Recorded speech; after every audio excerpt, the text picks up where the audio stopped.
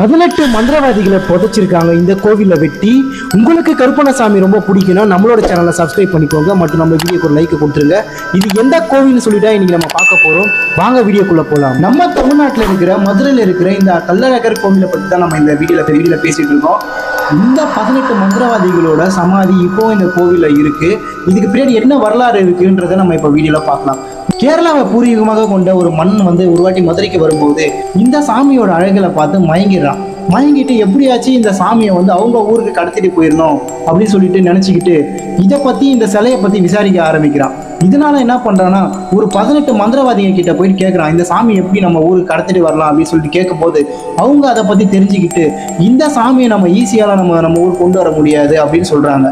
இதுக்கு பின்னாடி ஏதாச்சும் ஒண்ணு பண்ணி அந்த சாமியை எடுத்துட்டு வர்றதுக்கு அந்த மன்னன் பிளான் பண்ணும்போது என்ன ஆகுதுன்னா அந்த மந்திரவாதிகள் சொல்றாங்க, இதை நம்ம அவ்வளவு ஈஸியா எடுத்துட்டு வர முடியாது, இதுக்கு சில மாந்திரிக தாந்திரிகங்களை நம்ம பண்ணோம்னா இந்த சாமி நம்ம ஊருக்கு கொண்டு வந்துடலாம் அப்படின்னு சொல்றாங்க. இதையும் நம்ம பண்ணாலுமே ஒரு வழியா இந்த சாமி எடுத்துட்டு வர்றதுக்கு 100% சான்ஸ் இல்லைன்னு சொல்றாங்க.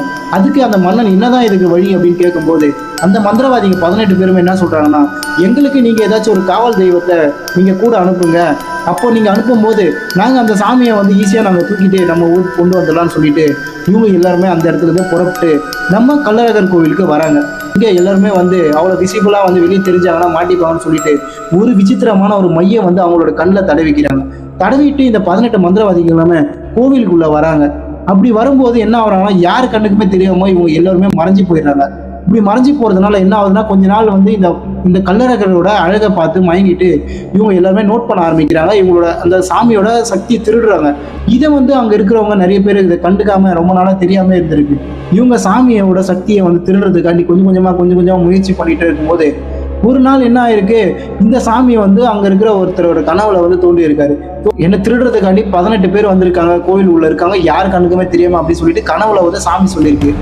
அதுக்கு காவல் தெய்வமா ஒரு சக்தி வெளியே நிக்குது இவங்க 18 பேருக்குமே அப்படின்னு சொல்லிட்டு கனவுல சொல்லும் போது உடனே அந்த கோவில் பட்டத்து பூசாரி என்ன பண்றாருன்னா ராஜா கிட்ட போயிட்டு, பாண்டிய நாட்டு ராஜா கிட்ட போயிட்டு இந்த விஷயத்த சொல்றாரு. இந்த மாதிரி கனவுல வந்த விஷயத்த சொல்றாரு.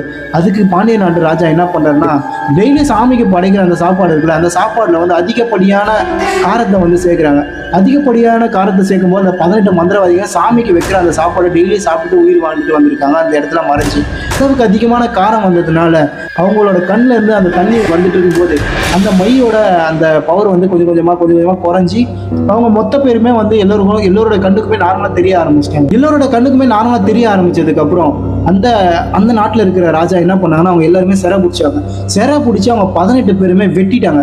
அந்த 18 பேருமே வெட்டி கொண்டுட்டாரு அந்த ராஜா. அந்த 18 பேருமே வெட்டி கொண்டு அந்த கோவில்